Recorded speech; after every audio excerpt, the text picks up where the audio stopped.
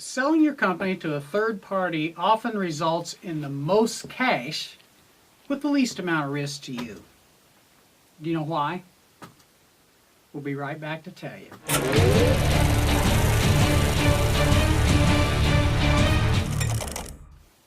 Hi, I'm Norman A. Hood, financial advisor and host of the Exit Plan Show. I interview America's top advisors to help business owners enjoy more freedom, grow companies faster, and retire on their own terms. Joining me again for another show is Tom Baer. He's our expert from Springfield, Illinois. He's a CPA. He's with the accounting firm Sikich. He's been an exit planner since 2011. So welcome back, Tom. Thank you, Norm. Okay, today we're going to talk about selling your company to a third party. And first we're going to discuss why you'd want to sell to a third party, and then different ways of determining the value of your company. Some of the hazards of trying to do this on your own, some of the minimum values that you would actually need to sell to a third party, and then how do you maybe start to put together a short list of who might be a candidate to acquire your company.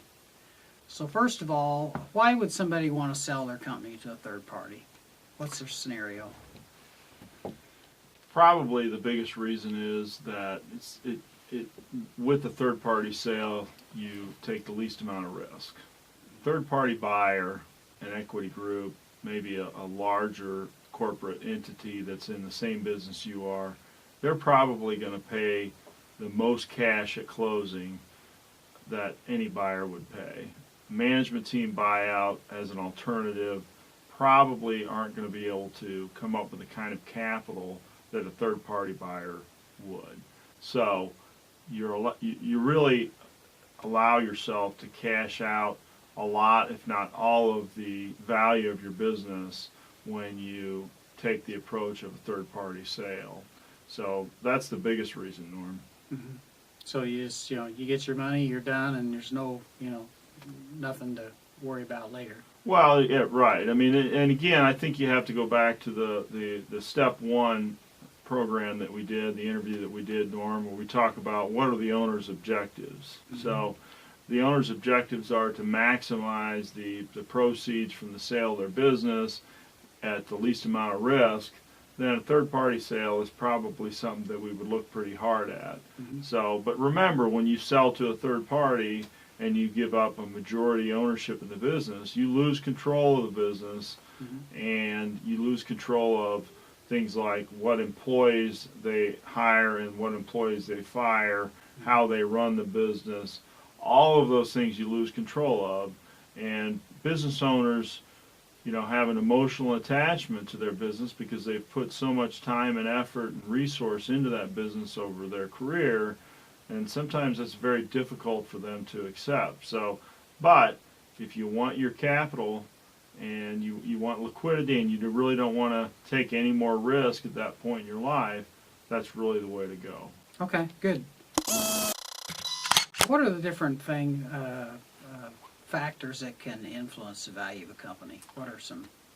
Well, back in the tech boom of the late '90s, when you saw a lot of the internet was really starting to explode, and you saw a lot of these technology companies. Of course, now we have companies like Facebook and Google and Amazon and a lot of these internet-based companies.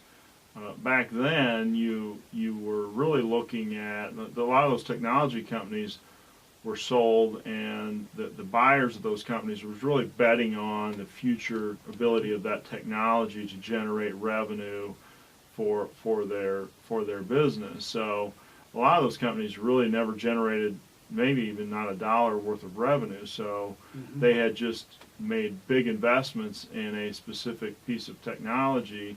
They developed it, and now they were basically selling their intellectual property so that someone else could potentially monetize that investment. So that's fairly unusual today. And then there were a lot of those types of companies that were sold to a buyer for a lot of money, and the technology really never went anywhere. So most of the time in the small business market, small to middle market, we're really looking at the ability of the company to generate, cash flow, return. We've talked about that a lot.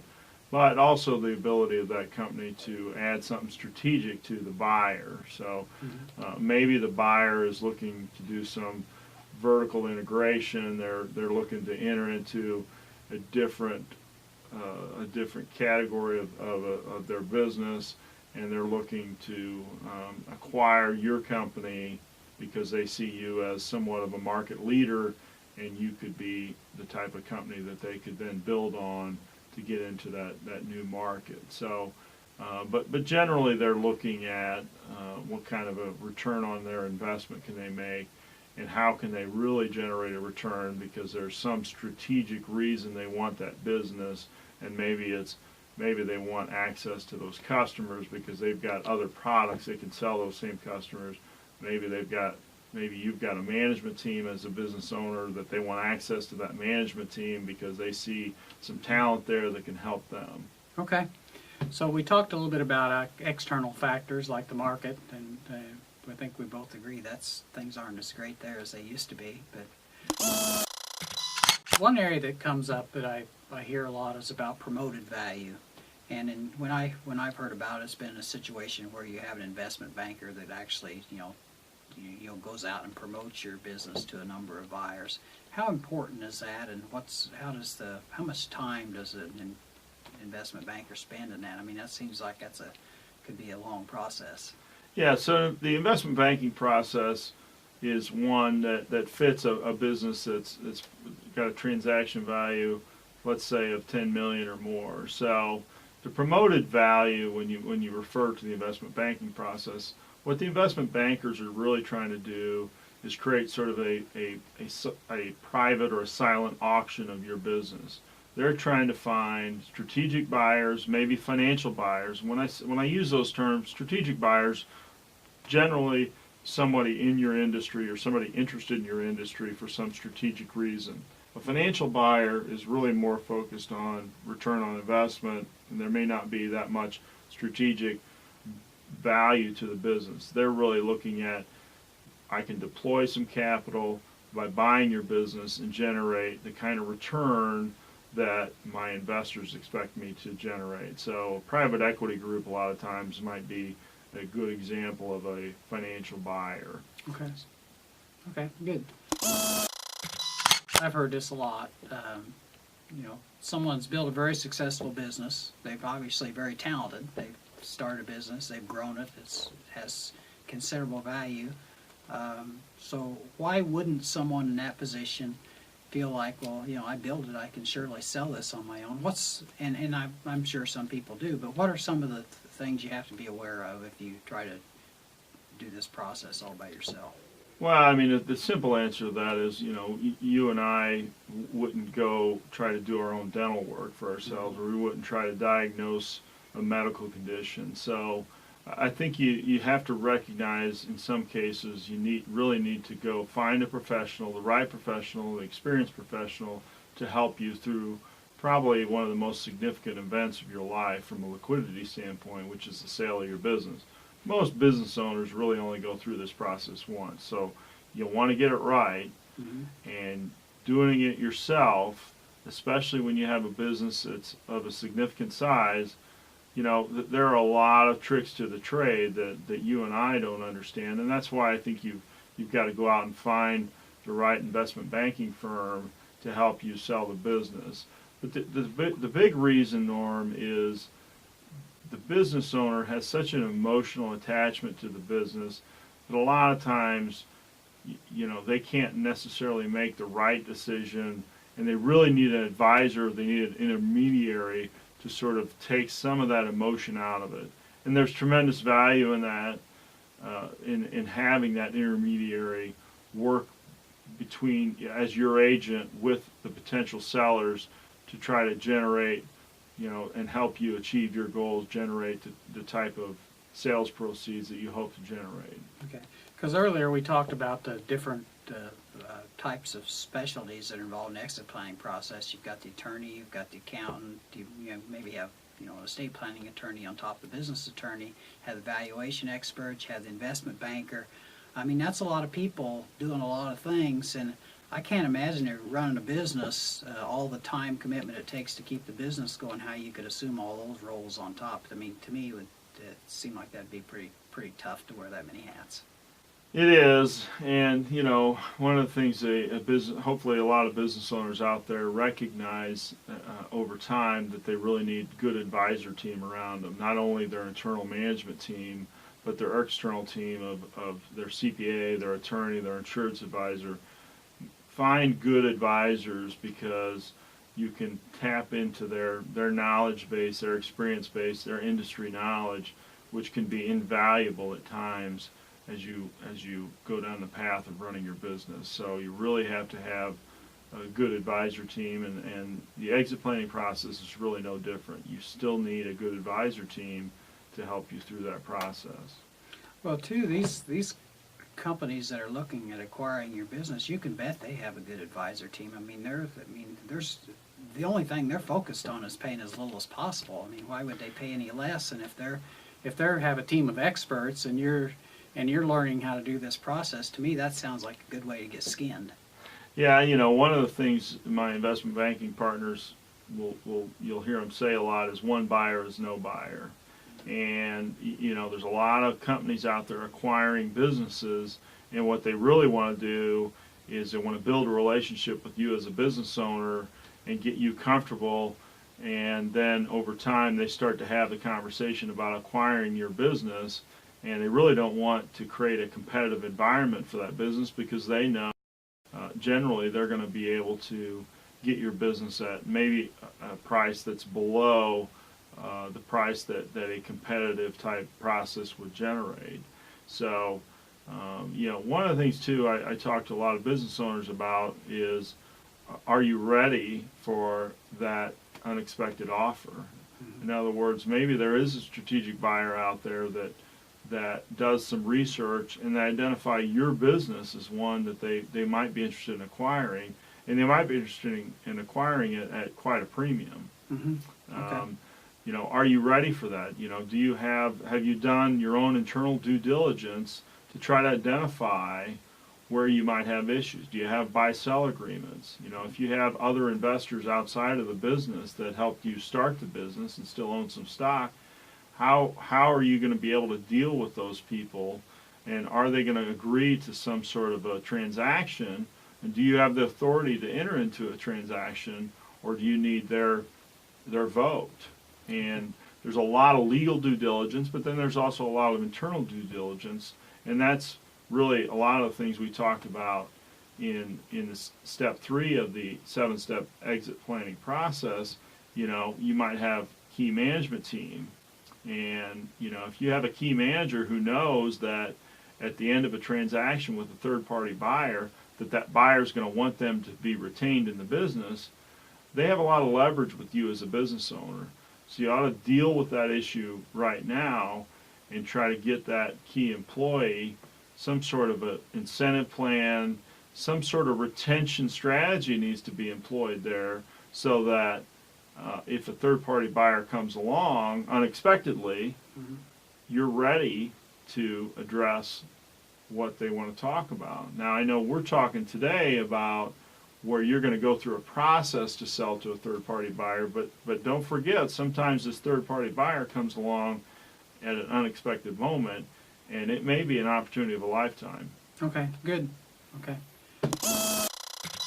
So I think we already covered this about the minimum value. Typically, with an investment banker becoming involved, you're looking at maybe a minimum threshold of maybe $10 million or so. Or yeah, I think so. And that's just a general rule. And there's lots of general rules out there. But if your business is a new and emerging type of business and doesn't have a lot of cash flow, it still could generate a fairly large transaction value. If you think about again, going back to the late 90s, some of these technology companies generated huge valuations, and they really didn't have the cash flow to support it. So a lot of what I'm talking about is general rules, mm-hmm. but sometimes there might be a unique situation, a unique technology, some sort of intellectual property that could really generate a lot of value. Mm-hmm. So, and that might require an investment banker to get involved and help advise that particular business owner on the sale of business. Okay, so the other option would be a business broker, or you mentioned before sometimes advisors. Is that something, have you been involved in that, like when, just helping someone sell their business? Yeah, sure. I mean, we get involved in that. One of the things that, a smaller business, one of the challenges a smaller business owner has is finding a buyer. And a lot of those buyers are financial buyers, right? They're just looking for a return on investment. Maybe it's a private investor, maybe an equity group that's looking at smaller transactions, might be interested in your business. But a lot of times you're looking at an entrepreneurial buyer, and that entrepreneurial buyer may or may not have the capital to pay for the business. So in the smaller business situation, the owner may retain some risk because there may be some sort of installment payment, some sort of earn-out type of formula where they get paid over time. Well, remember, you're getting paid for your business. The business is probably generating the cash flow to pay you, so you're still retaining a lot of risk until you get paid, the risk of execution of the business. So the smaller businesses, there's additional challenges involved with finding a buyer and then that buyer getting the financing to be able to pay you for the business. Okay. And so the other thing that you're probably wondering, when it comes to selling to a third party, I mean, what are some of the options? I mean, Tom's mentioned a competitor. There's others. What are if you were going to make a short list of who a company might be sold to, what would be some of the? Well, the first question is, what transaction value would we estimate, the business to bring? And if it's a transaction value that can get the attention of an investment banking firm, then they take you through a whole process to help you identify potential buyers and even international buyers. Mm-hmm. So, and they've got tools and research, and obviously their team works with you to try to identify the potential buyers, and then you as a business owner have the ability to approve any list of potential buyers that you want to seek out. So there may be some competitor out there that you would tell your investment banking firm, I absolutely am not interested in selling to them, and they would simply be excluded from your population of buyers. For a smaller business, you really, the owners have to be a big part of that. They have to identify their peers maybe in an adjacent market that they really don't compete with because of geographical issues where their peers selling the same product or service, but they're far enough away to where they don't really compete with them.